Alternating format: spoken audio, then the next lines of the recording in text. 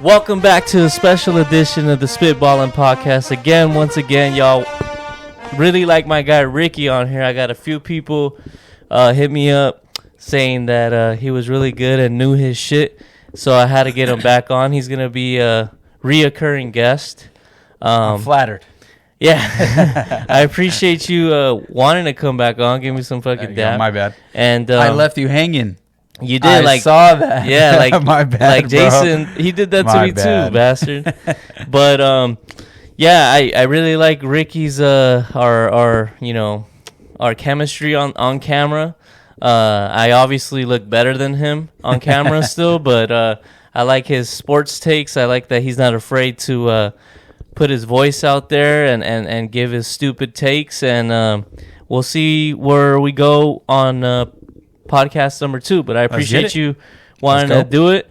Ever since we did it, he's been like, dude, I want to do it again. I want to do it again. It was fun. I'm not gonna lie. It's pretty fun to get up here and to just talk about what you love. You know? So and maybe hopefully people are listening. Yeah. I mean, it's almost at 100. Almost at 100 views? It's almost at 100 views, man. Hey, we're almost but the at ratio is a million. pretty nice of like the good feedback. Yeah, I got feedback on my end. Yeah, I got feedback. Got some feedback. Yeah. And then another thing too that you can't really see, but the retention on YouTube, you want your retention to be up. Like most people is like less than 10 minutes, and on your video, I think it was probably like 11 or 12, which is like pretty good. Okay. For not bad. People are listening, at least. So I like it. I appreciate y'all tuning in once again to another podcast right here with my guy Ricky, and we're going to get into sports, obviously. We'll get into some pop culture, whatever comes to our head. But right now, this guy texted me at about 5 minutes left in the fourth quarter of the James Harden and Embiid game with Celtics, Jaylen Brown, and fucking Jason Tatum. And I was watching it, fell asleep. And I'm laying down, I get a little bling, right in my ear, and it's this guy right here telling me about the game. And what are your thoughts since you watched it? You watched most of it. What are your thoughts right now, other than Jaylen Brown fucking you over? We'll get into that too, but yeah. Man, my initial thought after the game is the Sixers survived. The Sixers survived. The Sixers survived, man, because honestly, that game should have been over at halftime, bro. Mm-hmm. Just based on the way that the Celtics were playing in the first half. Like, Jason Tatum started 0 for 8 in the game. Jaylen Brown kind of kept them alive a little bit in the beginning of the game, but like the Celtics had open look after open look after open look, and they weren't knocking anything down. So did it almost look like a blowout getting ready to happen type game? Yes. Yeah, okay. It did. It did, but like the Sixers they couldn't break away. Like, I mean, their biggest lead was I think 16? Yeah. 15 or 16? Yeah, no, it was 16. I saw. But, there's a difference between like the Lakers and Warriors getting blown out by 30 and versus a 16-point game, which the Celtics eventually and then from. To say and survive. Did they come back because the Sixers weren't playing any defense, or was it just the Celtics just getting really hot? No, because their climb back wasn't like a 10-0 run in like 2 minutes. A Warrior type run, no. Yeah. It was hard defense on the Sixers. Al Horford on Joel Embiid. It was just kind of gradually like, all right, we're down 15. Now we're down 11. Let's pluck away. And then boom, someone hits a shot. They're down 13. Yeah. Then you hit a 3. Now you're down 10. Like, it was kind of like that, where they were just like, like you said, plucking away. And they got there. And they took the lead. They were up 5 with like a few minutes left in the game. Yeah. So I woke up around 5. So let me give my little take on the last 5 minutes, 10 minutes, because including overtime. I was really, Embiid really scared me, because in those moments, for some reason, I mean, it's been like a 4-year thing where this isn't the first time he meets Al Horford, and Al Horford has his number for some reason. You know, he kind of like scares him. I mean, Embiid had 34 or whatever he had, you know, obviously. But in these little moments towards the end of the game, I saw Embiid giving up the ball. I don't know I don't know. Could it be him scared? Could it be him fatigue? Could it be him saying, fatigue factor. You know what, Harden, you're a little hotter than me. I'm gonna give you the ball. You know, at the end of the day, they got the job done. I can't really critique Embiid. He had a double for God's sakes.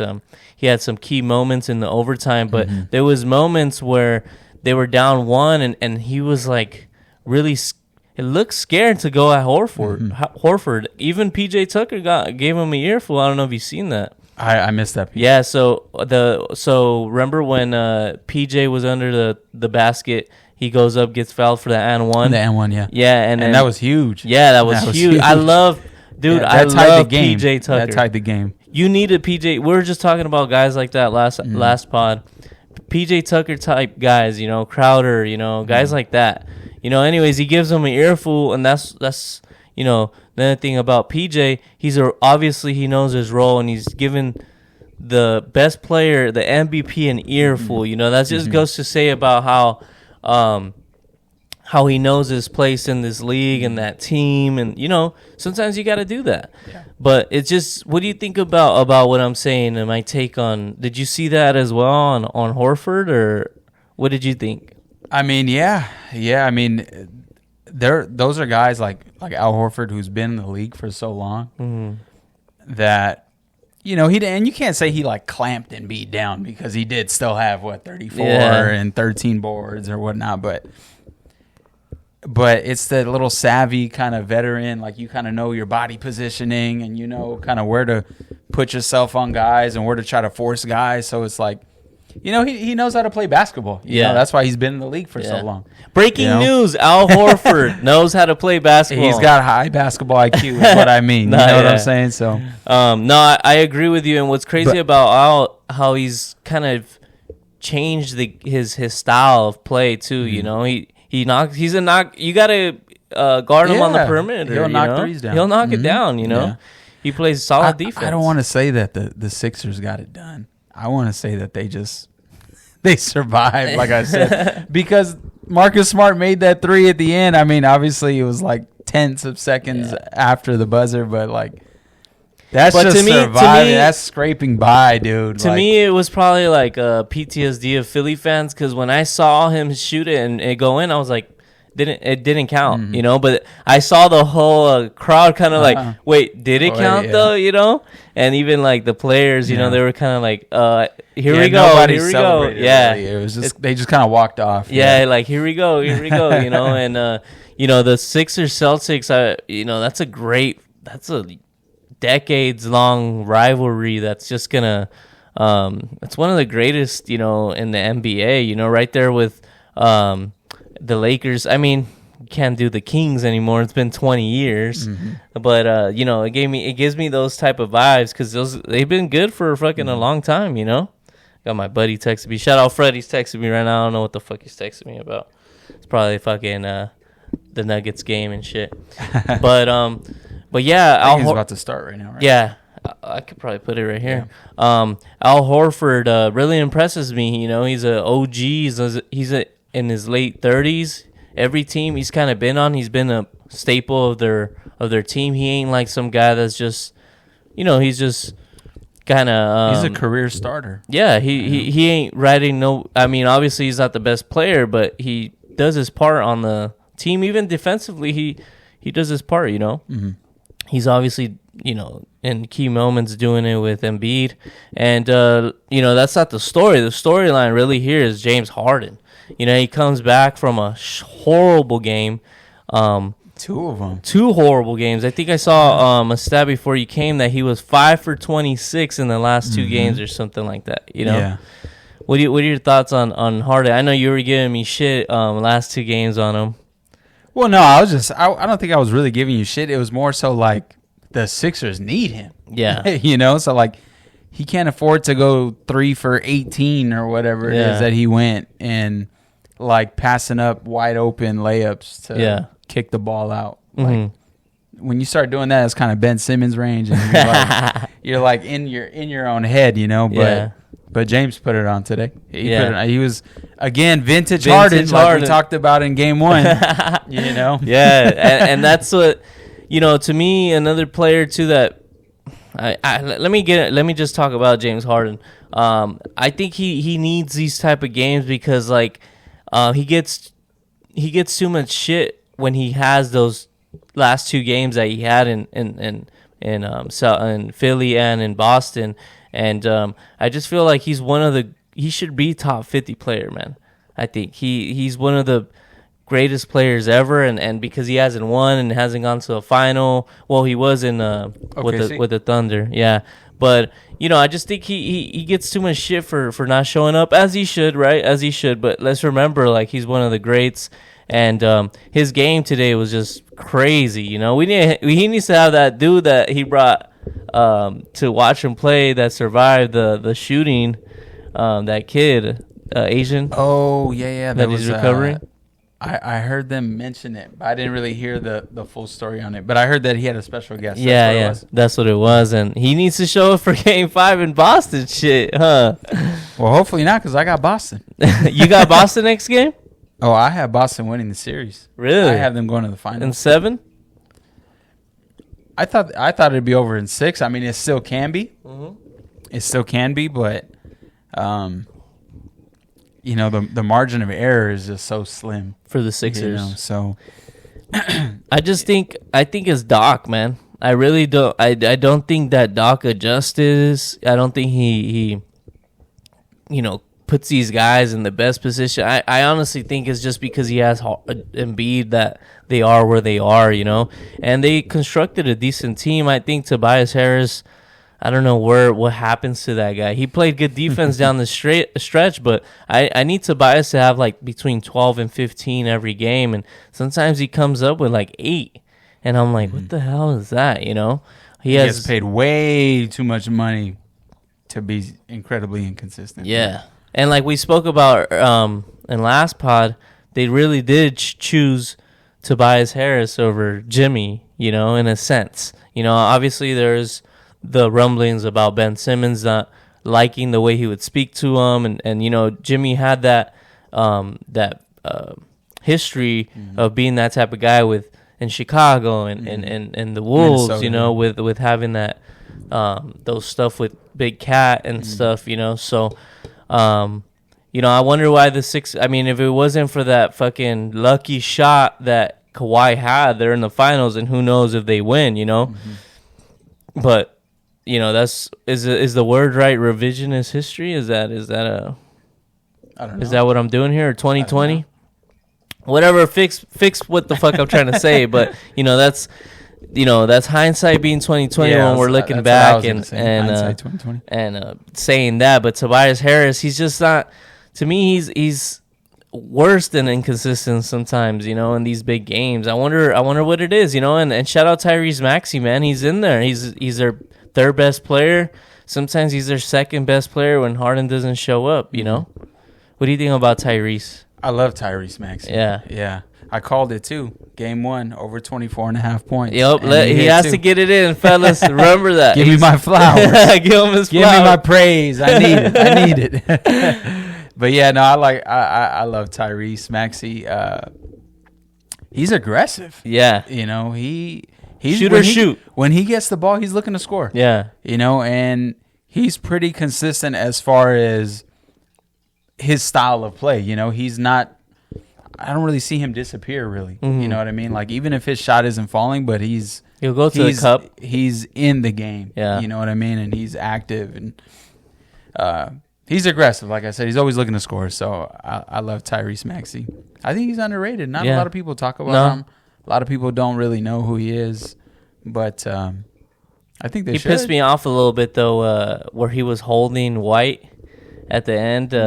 You know, he gave the Celtics back the ball, and I was like, you don't got to do that, you know? You don't got to hold. He was holding him. Like, come on, you know, at least try to, like, pretend. And Tyrese, like, he did. I seen him, like, smile a little bit. But I think this is going 7.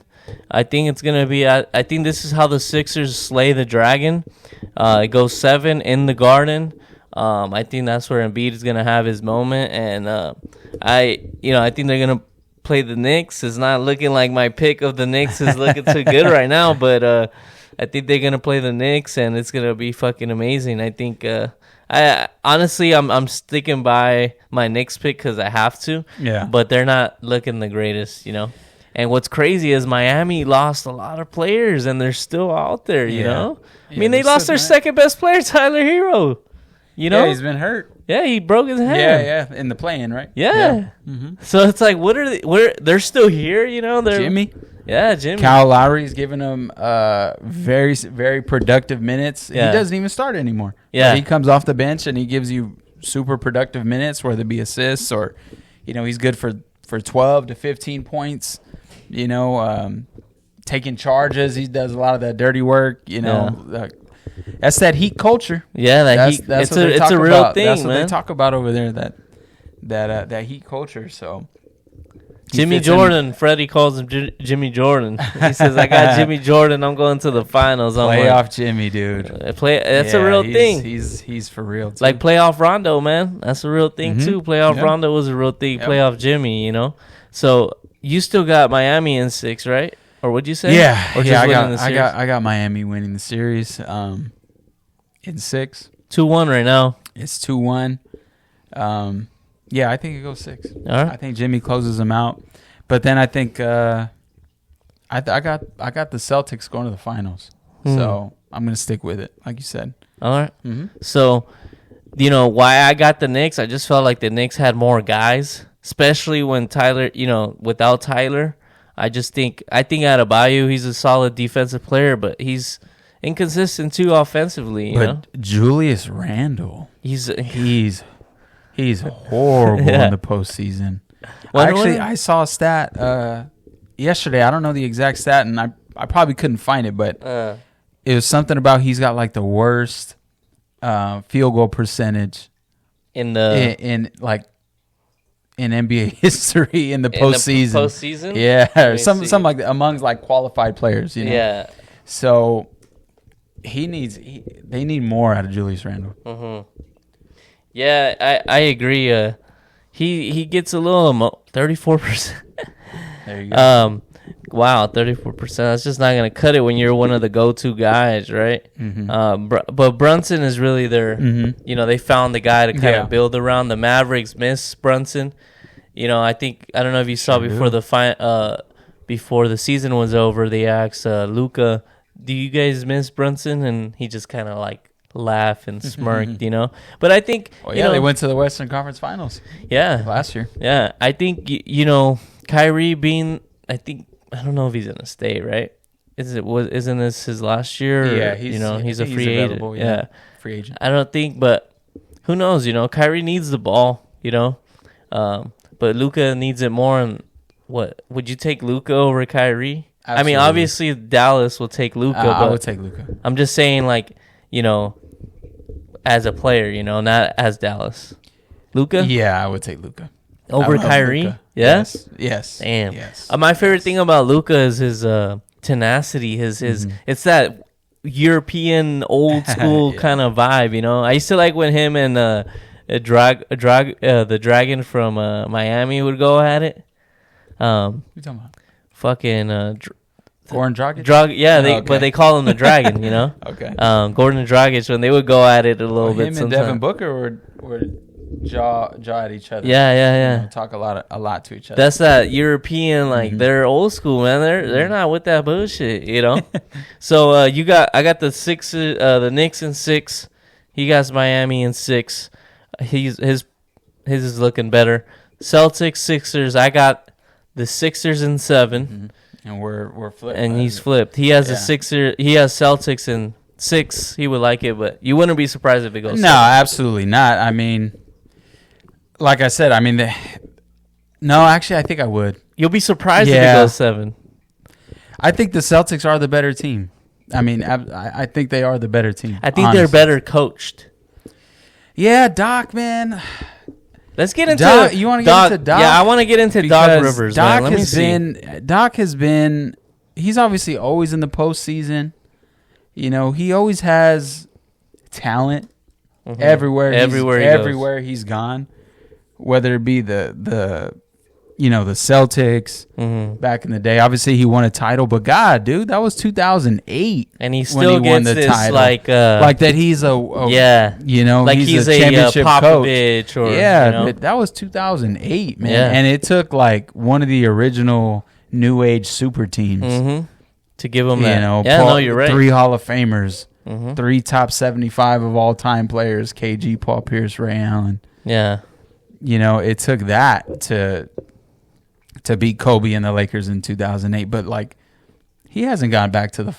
He did in 2010 with the Celtics, but since the Celtics, but like the Clippers, I don't think I think the Clippers they underachieved. Yeah, they underachieved. That team should have went to the finals. They had a great. They had great guys coming off the bench. They had Matt Barnes coming out the bench or even starting some games. They had Blake Griffin was killing everybody. Prime CP3. Jamal Crawford. Jamal Crawford. He was how many times he won 6th Man of the Year there? So JJ Redick, I believe, was on that team too. They had a lot of owner problems though, actually too though. Yeah, they had like that behind the scenes drama. Yeah, they did. That guy fucking, what's his name? Donald Sterling. I'm gonna send you a podcast that they did on that whole ESPN did. It's really interesting because it goes back. Ramona Shelburne? Yeah. Did you listen to it? I've heard it. It's really good, huh? It's a little old, but yeah. Yeah, it's old, obviously. Well, is it like 2019 or something like that? No, it's older than that. Is it? Yeah. I've heard it though. But you've heard it? Good. Yeah, it's really good, huh? Yeah, I like her tone of voice in it. She was really good at it. And then the information that they brought on the background of Donald Sterling and all these, obviously he's a racist, but he comes from those, like, I hate to like make him like this. It's just like he's really old, man. He comes from these times when these things were accepted and these guys that sometimes the time zone change. They change it in public, but in person, obviously, he wasn't. And behind the doors, he wasn't like that guy because even like I heard I think Matt Barnes or Blake Griffin. They said that they would have a before the season will start, they would have a party, and Blake Griffin said that he felt like he was being sold because he would make them get up to a stage and like. Oh, you're right. I remember that. Yeah. And like they would talk about how good he looked, and I guess after the games he would bring all his posse and they would come and touch the players and treat weird. them. Yeah. So like.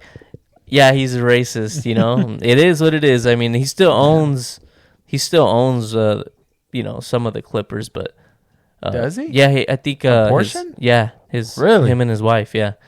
Yeah, so at the end they didn't have to sell everything? No, so at the end cuz she still owned his wife, she owned some of the team, so obviously I don't know if they're still together, but I think they are actually. But she owns a percentage of the team. And she owns season tickets for so she goes to games.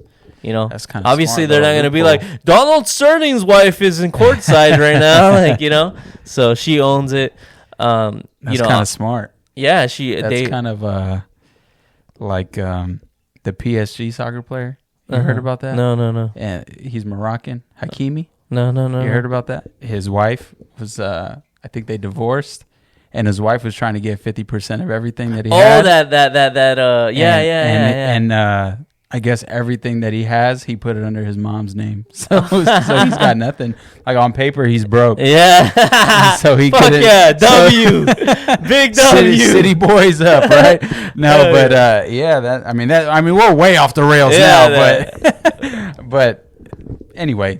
It just reminds me of that, little loophole. That's a good way to put it. Yeah. So she always owned a percentage of the Clippers, and if you haven't listened to this podcast, it's on ESPN. Just put like Donald Sterling Files or something. It's like a 4-part podcast. little thing, but it's really good. Anyways, we're talking about Doc Rivers and how they underachieved over there. I don't even think they made it to a conference finals and as a Clipper, right? Let me see. Let me look this up. San Antonio? I think they played San Antonio in the conference finals? 2014? Let's see how good my memory is. Let's see. Conference finals. But they weren't going to beat Tim Duncan. Nah. And Manu and Popovich. Tony Parker. What happened? And Kawhi. I don't even. Well, anyways, they still underachieved. Doc Rivers, to me, he just doesn't make the best adjustments. It seems like he always gets out-coached. You know, to me, like when you're up 16, and you lose that lead, I think it's more of a coaching thing. You know, I think timeouts are huge. You know, to call at the right moments at the right times. Yeah, you know, get the right guys in there. It felt like today, like he kind of maybe he called the timeout maybe 2 or 3 baskets too late.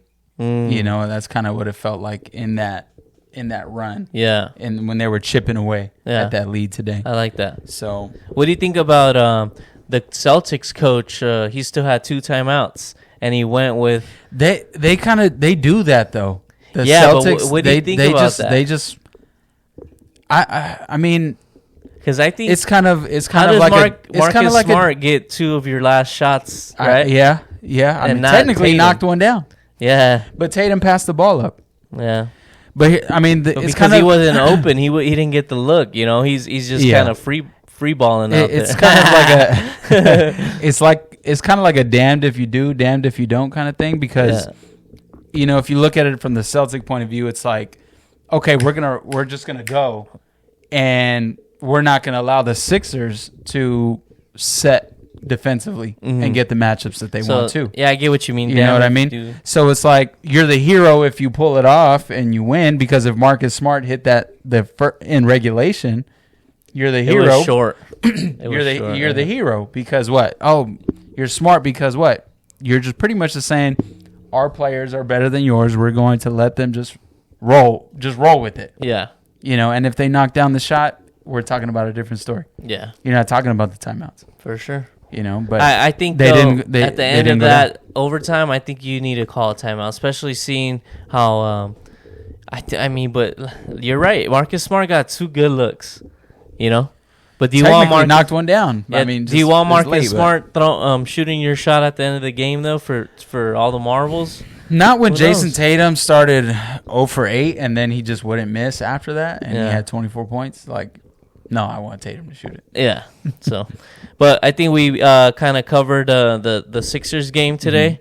I got the Sixers in 7, Celtics in 7. What's the score on the Nugget game? Let me see. Yeah, ESPN. Nuggets live. So, it hasn't started yet. It's at 5:30. Is it 5:30? Oh, 5:18. But anyways, we'll get into. We have some right here. Let's get into Lakers Warriors. Okay. Let's just get into a little. We talked about game 1. So we're already going to game 4.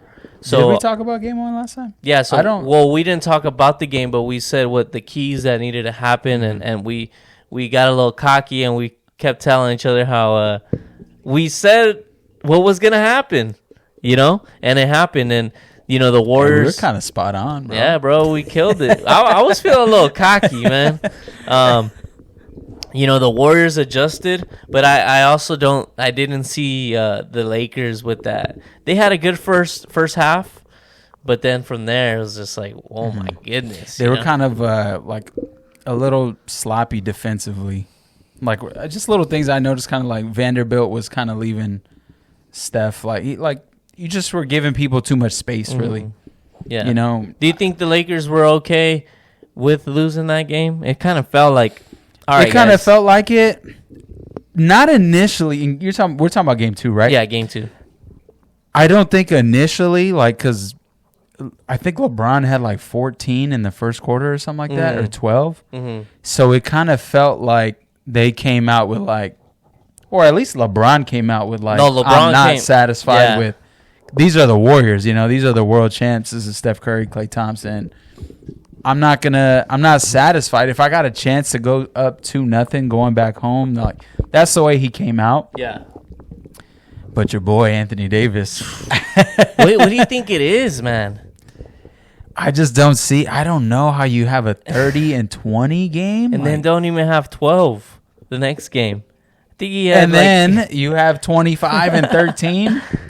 What is it? So I don't know. I want to ask you because that's your whole thing. Your whole thing is, and I mean, I don't think it's breaking news, right? No, it's breaking news. This is going on ESPN right here. Go ahead, say what I say. We go as AD goes. So yeah, exactly. So let me ask you that. Let me ask you that question. That's your saying, and I feel like the entire Laker fan base kind of sees that. Yeah. You know, because LeBron has his spurts, but he's giving you 20, 22, 23. He's not going for 28, 36, 30. 35. Yeah, he's not doing that. So your whole thing is the Lakers go as AD goes. My question to you, does that concern you? Yeah. Because of those incredible highs and then those like, he don't even look like he's really like he engaged. Doesn't. It's like Stephen A. likes to say like that was a regular guy with an AD mask, you know, like he says that about James Harden. That wasn't James Harden. Mm-hmm. I'm convinced that was what imposter. That's what he likes to say.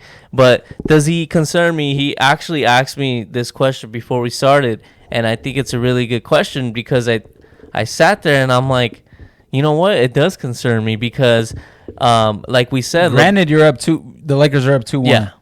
Yeah, like I said though, when you asked me earlier, I go, yeah, it does because LeBron has had good games, right? He scores his 25, his 24, and he does everything LeBron does, right? And AD, if we can't get him to at least have 15 and up, it seems like we're.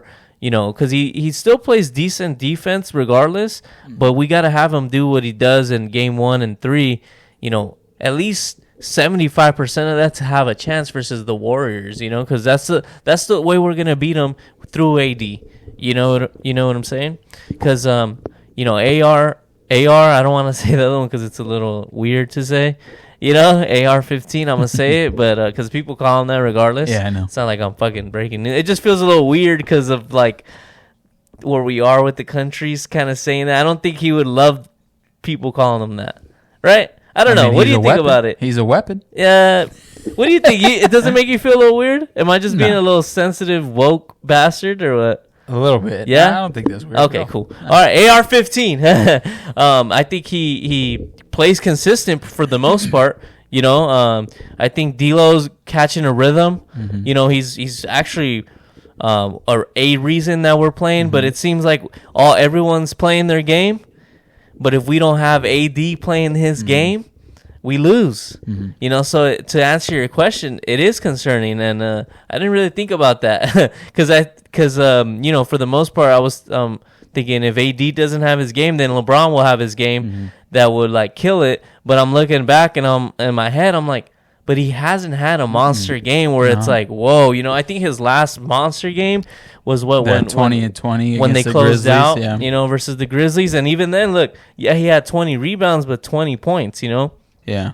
I mean, 20 for a fucking 38-year-old is, you know, unheard of. But yeah, it does scare me. But let me tell you something. I don't know if the Warriors, they kind of seem, when AD does have these games, a little like hopeless. You know what I'm saying? Like, obviously they got Steph, but in the sense of like, damn, we're shooting really good. Our best player's having a game, but fuck, they're still in this game and they play this slow game, you know? What do you think? Yeah, I mean, from a Laker perspective or a Warrior perspective, or both. If you're the Lakers, what are you thinking? If I'm the Lakers, I'm getting AD the ball. Just absolutely throwing it old school. Everything runs through him, really. LeBron's going to do what LeBron does. He's going to drive. He's going to kick the ball out. You role players, you better knock down your shots. That's what you're there for. And they have. And they have. Right? And and historically, role players play better at home. Mm-hmm. They usually have better games at home. If I'm the Warriors, I mean, the thing is like Steve Kerr and company and that whole crew, like there's a reason why they've never lost a Western Conference playoff series. Uh-huh. They adjust. Like I feel like in Game 4, you're gonna see an adjustment. An adjustment. Some way, somehow. Just like how they did the little Kevon Looney to the bench and Draymond, is on AD kind of thing. Like, even though they said Looney was on the bench because of him being sick. Yeah. But who knows? Maybe he was, or maybe it was a little mind game. Yeah. Little Steve Kerr mind game. Yeah. But I totally expect the Warriors to adjust and to. But it won't wait. respond. What do you think they're gonna do? What do you think is their way of winning? Just pushing the pace even more? I mean, they're pushing the pace. I mean, they push the pace. I mean, they're gonna find a way for Steph to get his open looks. If the Splash Brothers are the Splash Brothers and Draymond is creating, then which I think he has done. Game 1 was probably his worst game, right? Mm-hmm. Draymond's. He has done it in the last games. He's shown why Draymond is like you said you said it best last time we had the podcast. You said he's a glorified role player, and rightfully so. Yeah. I mean, he might be the most glorified. Yeah. Like, my brothers brought up a good one. Yeah, Dennis Rodman. Yeah, that's a good one. He is the Dennis Rodman of our era, without the piercings and the trips to Vegas in the middle of a series. But I mean, I guess his trips to Vegas and his like acting crazy is when he has that Jordan Poole moment, right? Where he has these technicals in the playoffs, and but Draymond Green, there's a reason why he has that. There's something about him, you want to have him on your squad, even though he's a king of triple single. Well, actually, that's Lonzo Ball now, right? Oh man, let's not get into Lonzo. I love that team, by the way. When they first had them all, I think we spoke about it. Can you believe they passed up on De'Aaron Fox and Jason Tatum? But you know what though? And Lonzo can't even if stay. But here's the thing though, real quick. Even if they did, they might have traded one of those guys for AD. Yeah. Which do you think? Because do you think it was worth it? Do you think it was worth it? I think if they win the title this year, you could say it's worth it, because we all know the whole bubble situation. It was out of anybody's control or anything, but I mean, I don't know how you feel about the whole bubble championship. I remember in the moment I celebrated it, because they also had the whole for Kobe, everything, all that whole deal going on. So like emotionally, that kind of tied me to them a little bit more too. And it was like the only thing going on. Like I remember during the bubble, other than Dana White. And exactly. Yeah. So, feel however you feel about the bubble. A lot of people say that it's not legit. A lot of people say that, it's the most legit title ever. So, you're like on one end or the other with the whole bubble situation. So I think if they win it this year, it'll solidify like, okay, it was probably worth it. It was worth it because it was worth it because they did get that championship. And I'm with you. I don't love the bubble chip. But let me tell you something, when I hear people say why it was actually harder, a lot of reporters said that it was harder. Players said it was harder. But to me, you got to have the fans in there. I do think fans play into playoff games, man. Absolutely. Especially in basketball. Because I feel like travel. Yeah, because in basketball, they're right there, In football, they're in there, but they're right. But in basketball, I mean, you can see sometimes, some of these players they'll talk to the fans right there. Fans. Yeah. So, not to say that the fan is why they lost the game, but it is, I don't know, like today in Philly, when they were when they were scoring, you felt it. And when they were down, you felt it. Drop, yep. Yeah. So, but yeah, AD's inconsistency does scare me. But you know what? I think he has 4 games every series. Right now, I'm thinking about it. If he has 4 games, that's all we need. You win them, yeah. 4 games and you win them. I mean, you only gotta. The Lakers gotta win. I mean, the Warriors to win the series gotta win 3 out of 4. If you look at it now. Yeah. So that's luckily tall task. 2 of them, 3 of them. No, 2 of them are in Golden State. And Golden State is one of the hardest places to play. Yeah, there's something about that road record too, like the Warriors road record. I like that you brought that up. That's very true. It's bad. It was under 500, I think. It was way under. I think in the regular season it was like 10-31. Yeah, I'm not sure. It was bad. Yeah, it was bad. Yeah, it was bad. So like, I don't know if that has something to do with it. I know that they won Game 7 and obviously in Sacramento. You know what, too? I like that you brought it up, but they are the home team, right? Yeah. So it kind of like what I'm saying is you don't want to go down 3-1. and have one game with LeBron. I mean, you know what? Another thing too, Steph hasn't had a Steph game in this series either. You know what do you think it's there? You know, I mean, bro, how storybook. Imagine the Warriors go down 3-1. And then they flip the script. And they don't say that. Yeah, the Steph Curry LeBron thing. Yeah. Imagine that. How storybook would that be? Let's get into the question that you had, where, you know, if the Warriors win, that would be insane. He was saying if the Warriors win, would this be Steph being the most winningest player of this era? You know, yeah. And why would you say that? What do you think led you down that road? I think it was more of a. I didn't say that it would like solidify him, but I think there would be definitely an argument to be made. Yeah, that the most winningest player. I mean, let's think about the Warriors run. It started in 2014. The year before was when they lost to the Clippers, right? And everyone was like, dude, be careful with this team. And then 15, boom, right? So we're going on 8 years of this run, right? And they had one in there that was when Steph was hurt or Clay was hurt, right? Where they were even in the lottery. Oh, yeah, where Clay was hurt. That's when they were they were in the play-in. Yeah. And they lost to the Lakers. Yeah. Oh, yeah. That's and then they lost to the Grizzlies. Yeah. So, yeah, and that's when according to Memphis, that's when their little like beef started, you know. But yeah, you know, they have 8 years of this run. Steph does, and I think right now that I'm thinking about that like that, I don't think it even comes close to LeBron's. LeBron's run is like a 20-year run, man. I mean, look at it. He's gone to the finals 10 times, so he has to win a lot of playoff.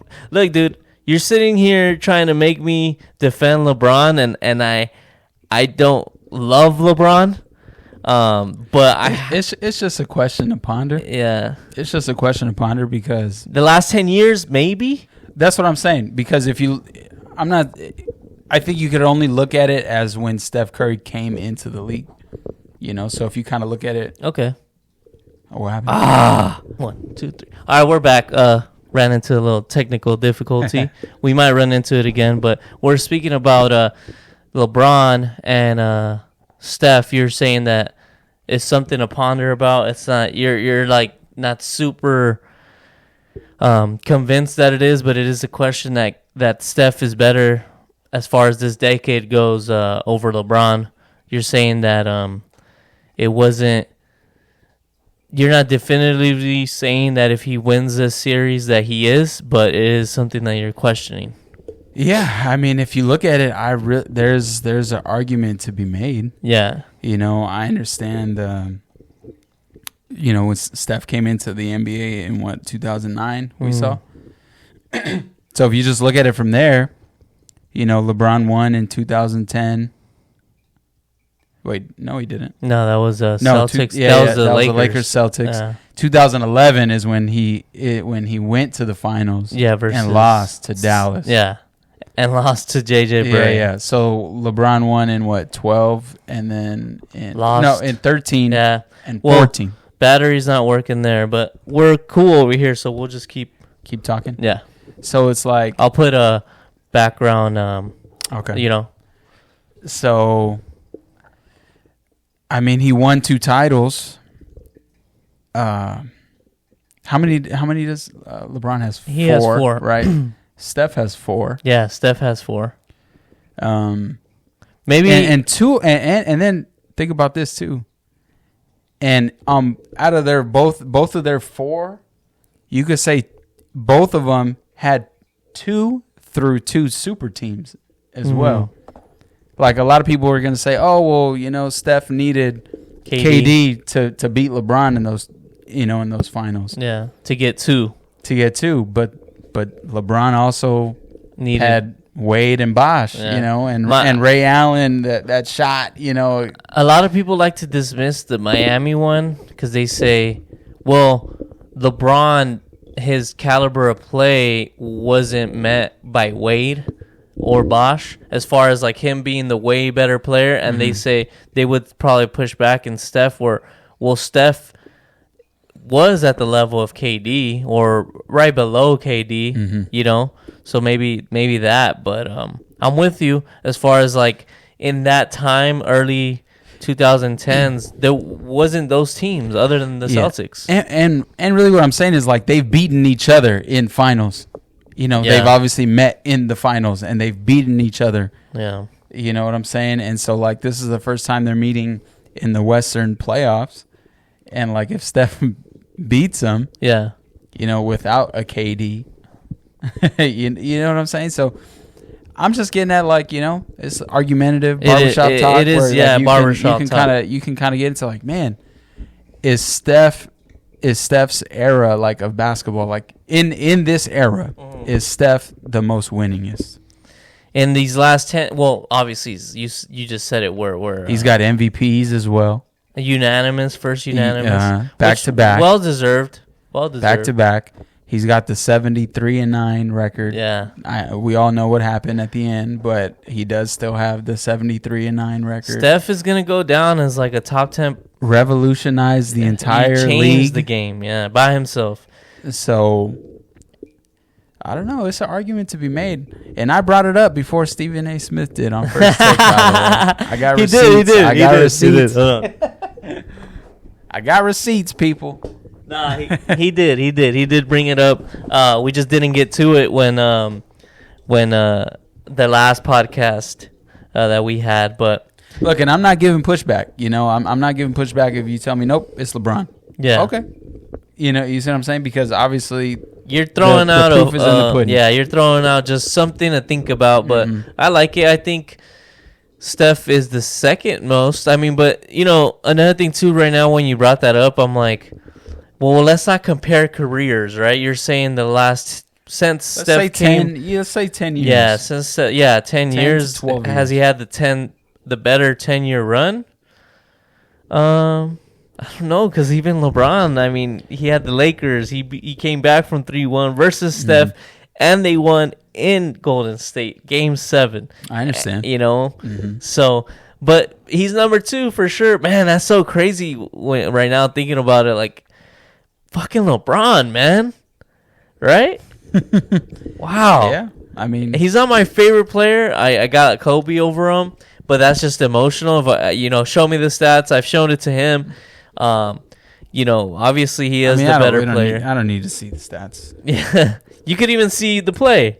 Kobe Bryant will always be my GOAT. Yeah. Always. No. Always and forever. Kobe. Before he died. This is not a. Yeah. This is not a before he passed. This is not a recency bias. What's so crazy about Kobe, his cultural impact as far as like, man, when he died, everyone was kind of like, whoa.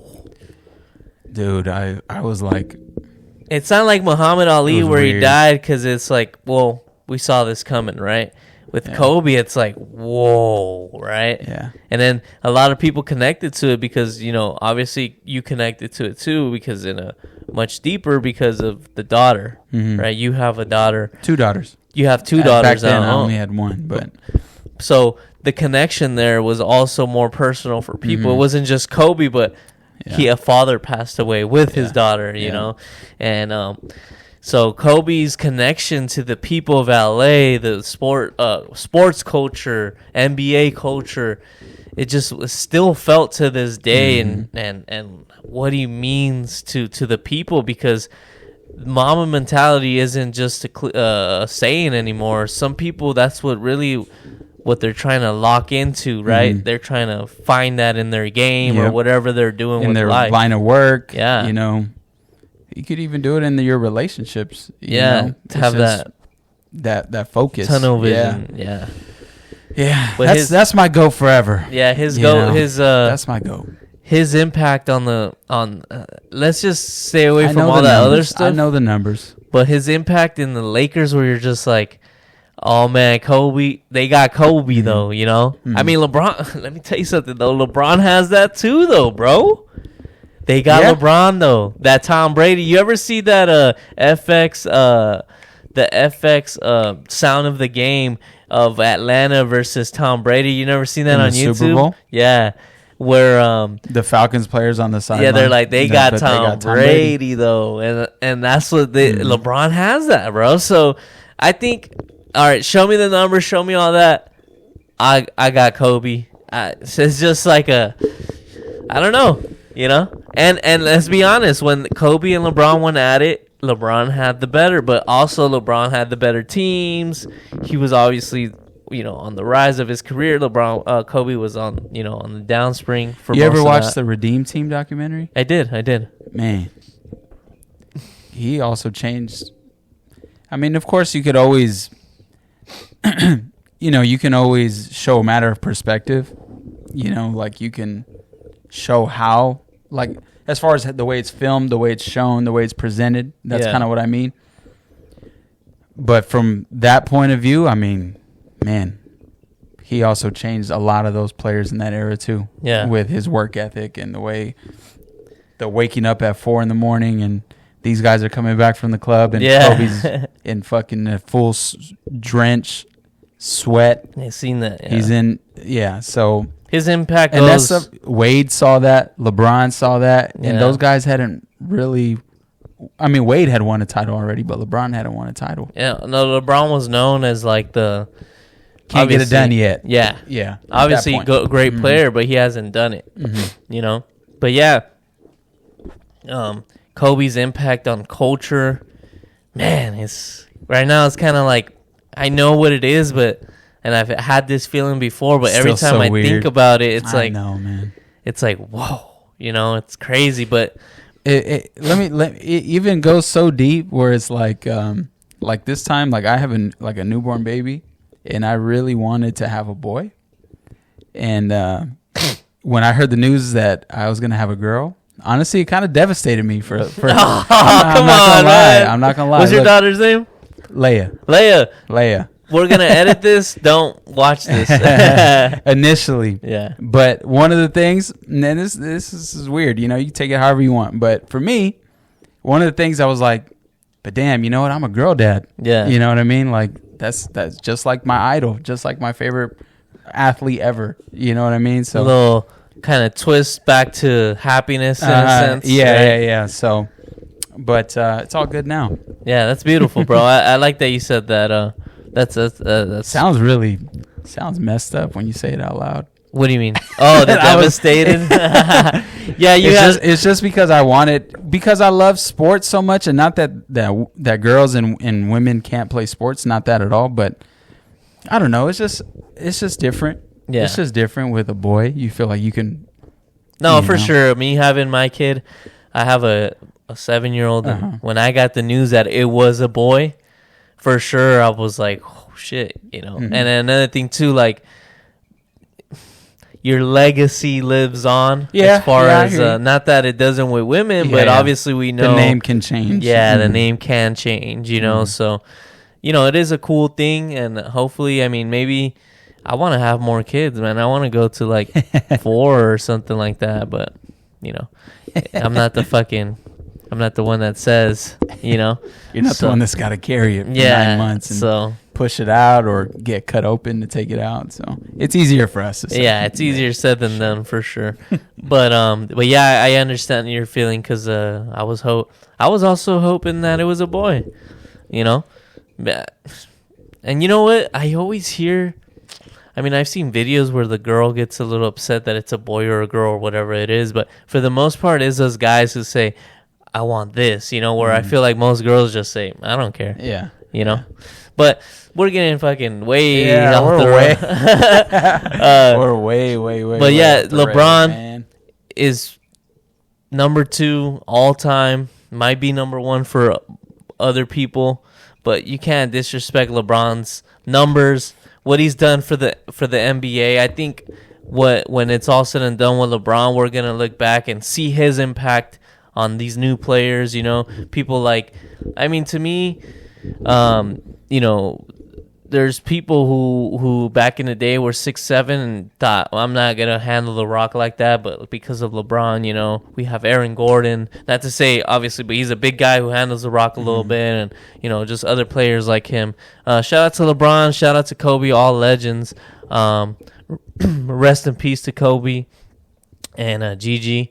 And LeBron, to answer that, put a bow on that question is Steph. The most winningest. I think if he gets it done in a championship, maybe that question will come out more. But for now, right now, LeBron has done it in the 2000s and the 10s. And now 20s. We're going in the 20s. So, you know, can't take it away. I like where your mind went there, but I think Steph still, I mean, what's crazy about Steph, he's 35, so he doesn't got much left either.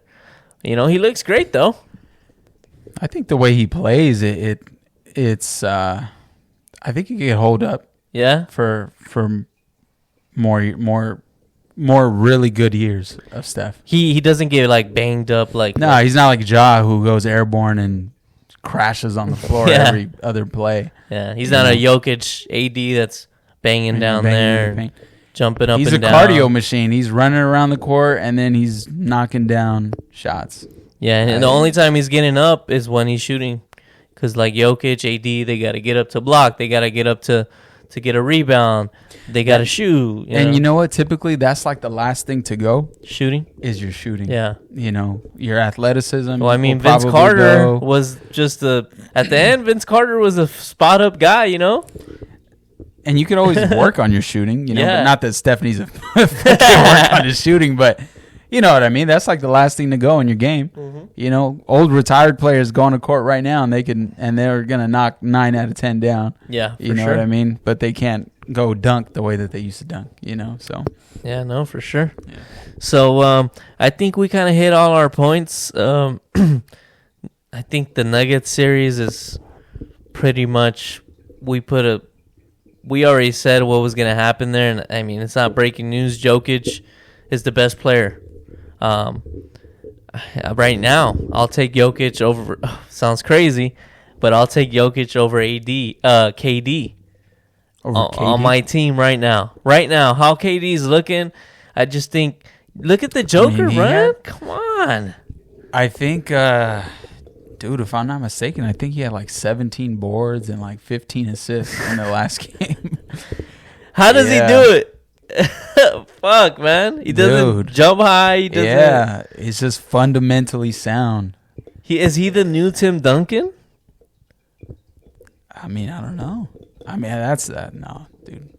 Duncan's got 5 I'm going. titles, I'm going. No, talent, man. I'm going talent. I'm not going career, man.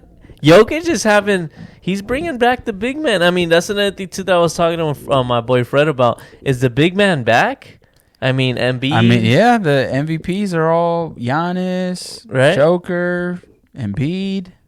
Those were the finalists. I mean, it's a different style of big man, though. Yeah. It's not a Shaq big man. No, you know but that's obviously that's the new NBA.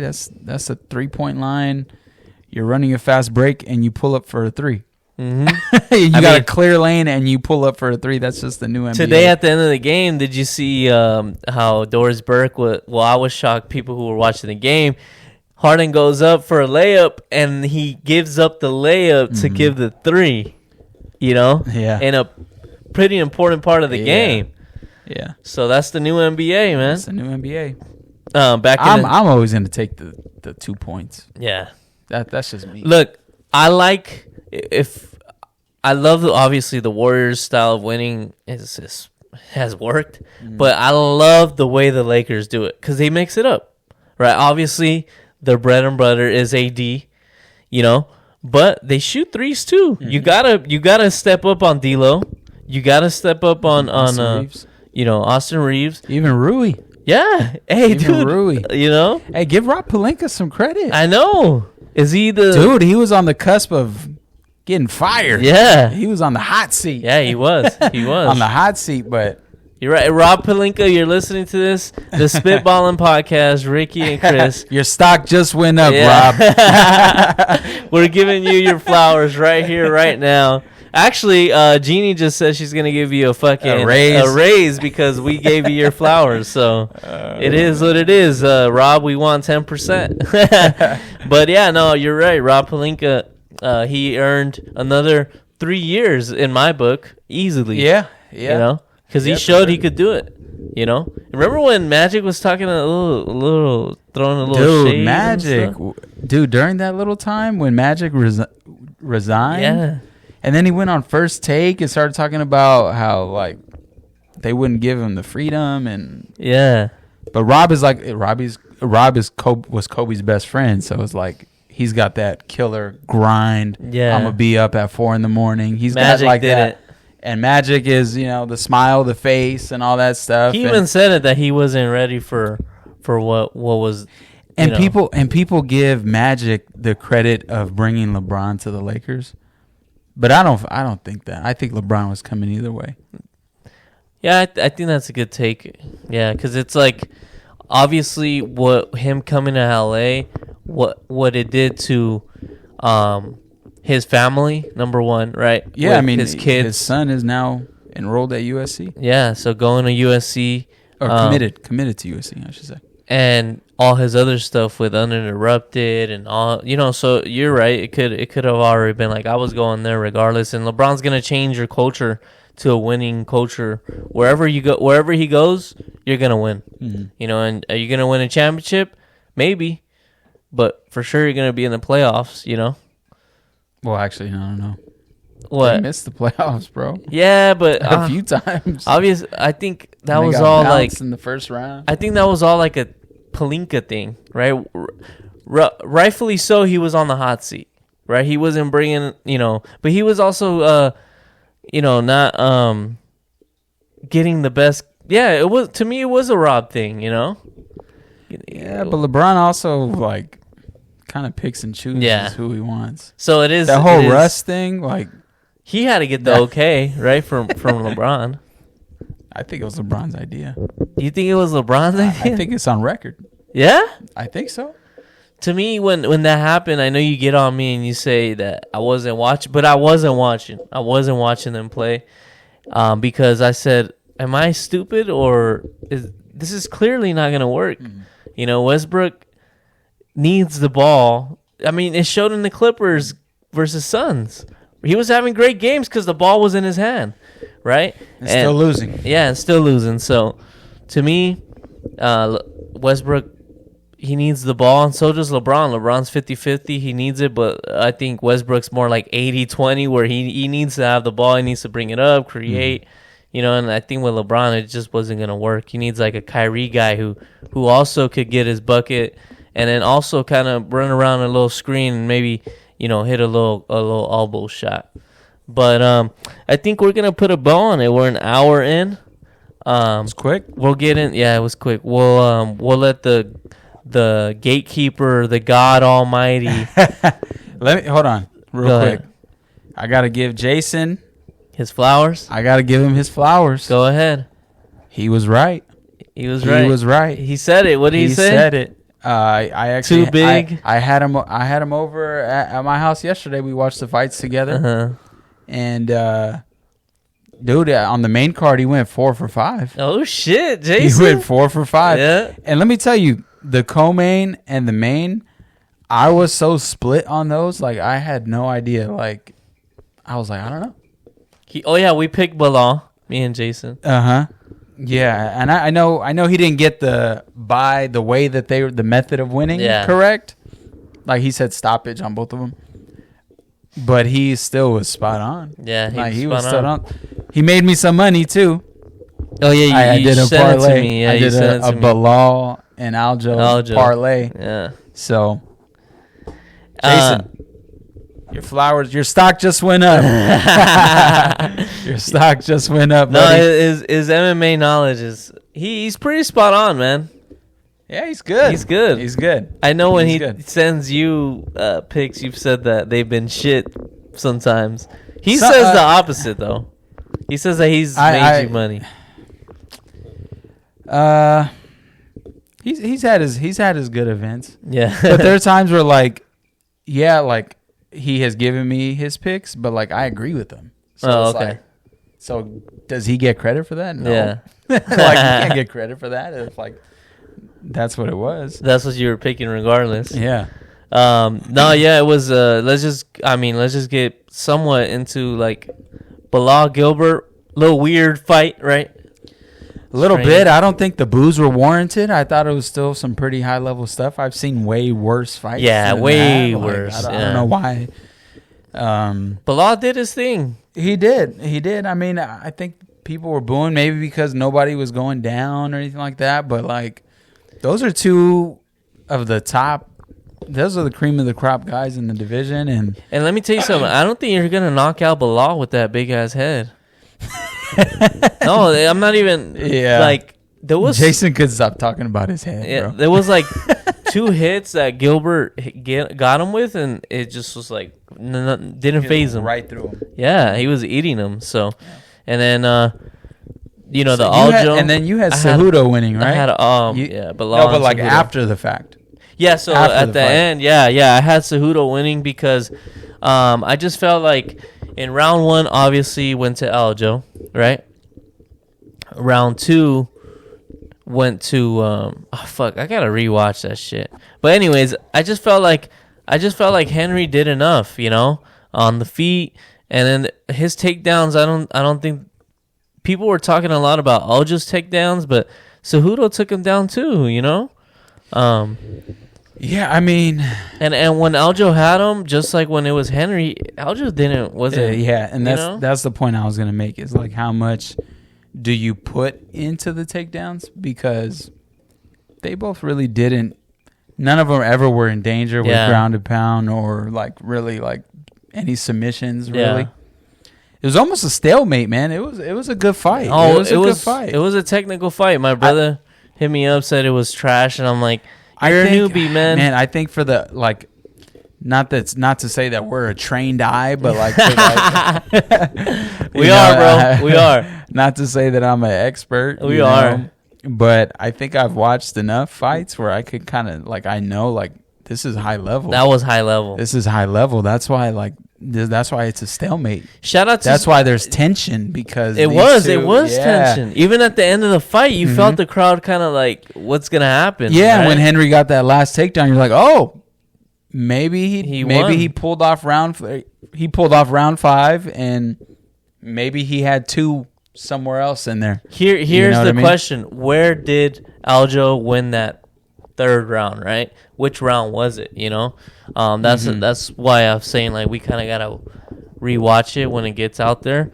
But to me, I just felt it was close. I wasn't mad that Aljo won because it was close. It's I think DC or Joe said where they go. It's up to how you judge it, and we all know, it's weird. But where does Cejudo go from here? In my opinion, I think Cejudo should fight again. I think he looked great. But, I mean, it's like he said, if I'm not going for gold, what am I really doing? Yeah. I mean, at this point, you could go for money. I mean, he said no to Brandon Moreno in Mexico. He's like, I'll fight him, but not in Mexico, I was like, it's a little whack, Because it would be a good one because it's like Moreno in Mexico with all the other Mexican fighters. Who knows? That'll be a good one. But I think there's a lot of fights for Cejudo to get back in the horse. There's a lot of guys out there that he could fight that it'll just, if he wins, he'll go. He looked great. He looked good.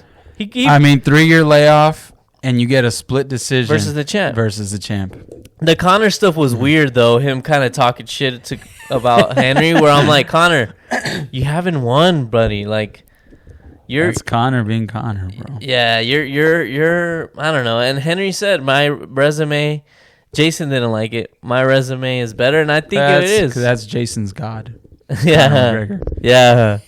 I was like, dude, he has done more in combat sports than it's not like Conor's way behind, but I mean, when Henry said that, I was like, you're not lying, you know? Mm-hmm. But it was a great fight. I hope there's more of those. Mm-hmm. I don't think that's going to get a lot of casuals watching, but it was a great fight. It was better than Canelo. What'd you think about Canelo? Were you watching it on the side or what? Yeah. I mean, I had Jason over, so I put on the UFC fights, you know. I'm more of I love both. Yeah. You know, I love both. But I guess my heart is with boxing more. Mm-hmm. Maybe because I trained boxing for some years, but that's kind of where my heart is. So, I did watch it. I thought, I think it was Stay away from the wire. Sorry. I think it was like I'm trying to remember the scorecards. That's what I'm trying to say. I can't remember the scorecards, but they were a little lopsided. I turned it off at like the 5th round. I was like, I'm gonna keep watching this shit. I'll tell you this. I mean, it was a moment for Canelo. I mean, like, oh yeah, to go back to your home. The spectacle of the show, what they did, I agree. It was great. It was great. Yeah, it was. I got a little emotional. Like, there was a great angle where he's walking out. He has a crown on, and the whole crowd's there. And I was like, wow, if someone took a picture right there, you know, in his city, and I think it was special for Canelo and his family, because his family and Canelo has said that Mexico doesn't give him enough love. He says, like, you have the greatest boxer of the country of all time in your city right now, living. You know, it's not like he's dead, and you know, he doesn't get enough love. That's why he hasn't done it over there, right? I know Canelo has a lot of haters. You know, I could think of a few in my head right now. Yeah. And I've never been a big Canelo lover. Yeah. Honestly. Me neither. Maybe like how you feel about LeBron. Like, that's kind of how I feel about Canelo. Like, I don't love him like by any means, but I respect the hell out of him and everything he's done. Because he's active, man. He's active, and that's the problem with boxing, the sport that I love. Like, these guys don't fight enough, man. Mm-hmm. They don't fight enough. I mean, and that's don't why get me wrong, UFC has caught up. I agree with you, and And don't get me wrong, and when they do fight, it becomes a spectacle, you know, like the Tank and Ryan fight, or like Canelo here in his home. But it gets eyeballs for sure when the guys do fight. But man, like, these champions don't fight enough, bro. Yeah, no, they don't. Like the welterweight division, like Errol Spence and Terrence Crawford. They don't fight enough. Like, when was Spence's last fight? Ugas? That was like over a year ago, probably now. I haven't even heard, other than with like Earl Spence and Crawford, other than when they say those two should fight, I don't even think of another time where their names get brought up. You know? They like Spence, like that whole thing with Terrence Crawford and Errol Spence, man, it just frustrates the hell out of you. As like a fan, like a big fan of the sport, it frustrates the hell out of like you. Fury and what's his name? Usyk. Yeah, and then doesn't all this time it looked like it was gonna happen, bro. And then Andy Ruiz. And then I don't even know if that was real. Like, I saw a post, but like that was the only one I saw. Like, I didn't see it. Wasn't like Fury posted about it. Yeah, exactly. So it's like, man. So going back to Canelo, I just respect the hell out of him because the dude is active, man. Yeah, no, he is. The dude is active. He won all the belts at 168 in 1 year. That's one thing too that he took him from 3 different champs in 1 year.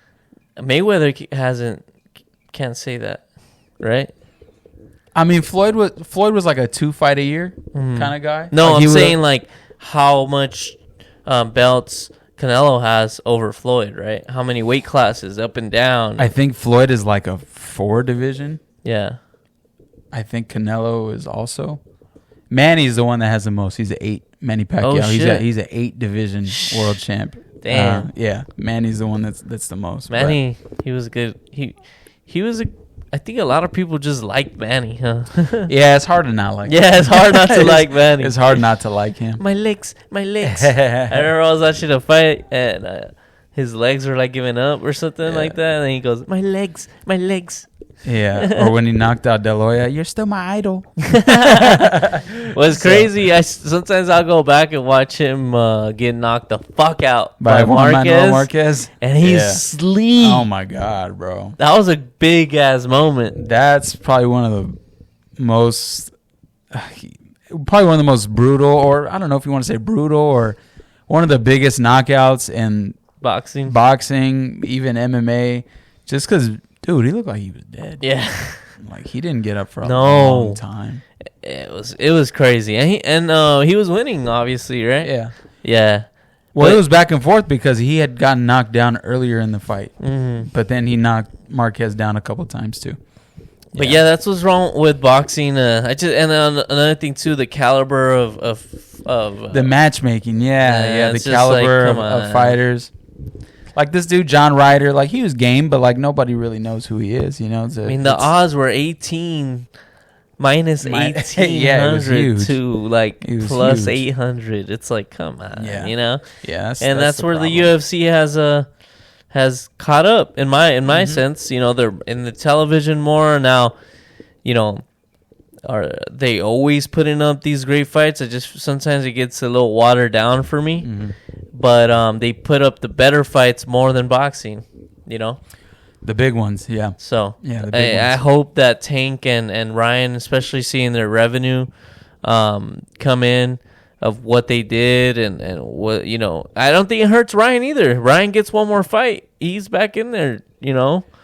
Maybe Haney says, all right, let's go, Ryan, since I saw you, you know. Yeah. Well, you know, boxing, they're kind of picking up a little bit of steam. Like you just had Tank and Ryan and Canelo just fought, and but the fights, the caliber, the quality, it's not there. One of them is the quality fight is the one later this month with Devin Haney and Lomachenko. Oh yeah. That is a chess match, bro. That's gonna be good. You're not gonna see big knockdowns in that fight. You think it's gonna be like a Henry Aljo fight? I could see it like that. Yeah, it's gonna be a chess match. They're both gonna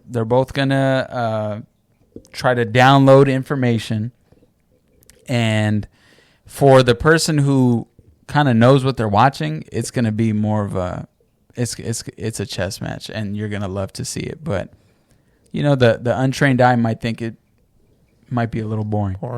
Yeah. Kind of like how people said the Cejudo. Yeah, they didn't love it. Fight was watching. Yeah, they didn't love it, but like guys like us were like, I was on edge, bro. I felt the tension. I know, you know, so I felt it. It was great. Yeah, I enjoyed it. Yeah, it exceeded what I thought it would be. Oh yeah, you said honestly, it was gonna be boring. I thought it had the potential to be boring. You know, they're just gonna try to, you know, take each other down. Yeah. So it was good. They mixed it up a lot. Yeah, they mixed it up a lot, and I was surprised by Aljo. He was banging with Henry, and Henry's obviously outstruck him. Yeah. No, you're right. Him. And Henry coming in is like, oh, who's a better striker? Well, Henry. You know, who's the better wrestler? Well, Henry, right? Because he's the Olympic gold. But it's not like he was far. But in the striking, it was like, well, Henry. You know, it wasn't like close. And to see Aljo banging there with him, and Henry's face was a lot more hurt. Aljo, your stock is going up right now. You gained my respect, man. I didn't love him. He you know, won me more. He's winning me more and more. I hear him talk sometimes, and I like the way he speaks. I like how real he could get sometimes. But you know, last night, you beat one of the greats. You know, even Henry said, they said, where does he rank all time as a bantamweight? He goes, put him number one. He beat Triple C. Look at the guys he's beaten. And it's kind of like, true. Well, he beats O'Malley. It's going to be a good one, man. I think he's going to beat him pretty easy. But look, check this out. O'Malley is going to be the bigger guy, the better striker. But I'm with Aljo. If he could bang for a little bit and then gets him, it's over. Yeah. Right? Yeah. We'll leave that up to Jason. We'll leave it up to Jason. We'll break that down. Thanks for everyone who's listening. Once again, people who share, people who subscribe, people who want us to keep doing this. Appreciate you. And shout out to Ricky for coming in. He's gonna leave to Arizona in a couple months. We're gonna move him out of here. We're gonna miss him, but we're gonna try and have him on. Get a laptop. We'll have him on Zoom or something, because I enjoy these talks. I enjoy someone who we have conversations. We're not just arguing. He's not married to his points. I'm not married to my points, and we're giving each other. Well, what do you think? We're playing tennis. What do you think about this? What do you think about that? Right? We do argue a lot, though. On text. In text. Yeah. But I think you troll me sometimes. I think you like to troll me a little bit. Yeah. I do. I'm glad you have noticed. Yeah, I think you like to troll me because you know that I get a little ticked off on text around like, because your fuse is your fuse is short, so it's like I like to just light it. to light the fuse, and then you run away.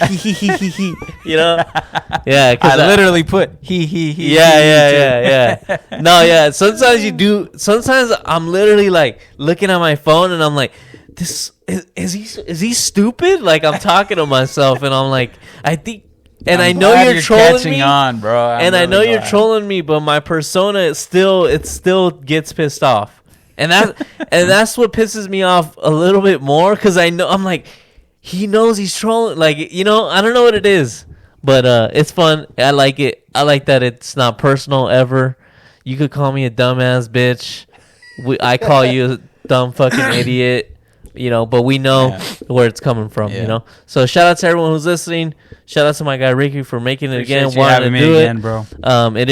We're gonna get it in again. Hopefully next week. We'll get it in and do another one of these. So thanks for making my Monday podcast. I'm gonna work on it tonight. Cool. All right, guys. We'll see you guys next time. Peace Peace out.